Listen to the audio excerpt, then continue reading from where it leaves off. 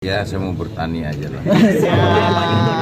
Pending nyangkul ketimbang politik, Jenderal Dudung, saya banyak taninya. Jenderal Dudung dikabarkan akan pensiun pada 19 November 2023 mendatang.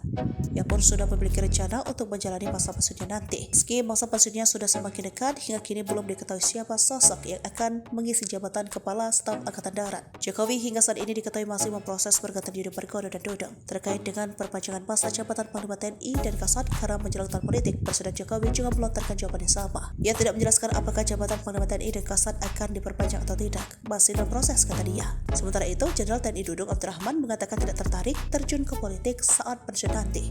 Kepala Staf Angkatan Darat tersebut justru lebih memilih bertani ketimbang terjun ke dunia politik. Saya nggak berpolitik, mau nyangkul aja, kata Dudung.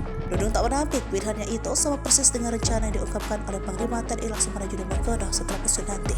Saya banyak taninya, mau sawah, mau nyangkul, kata Dudung terkekeh. Disinggung mengenai siapa penggantinya menjadi Kasat, Dudung mengaku belum mengetahuinya.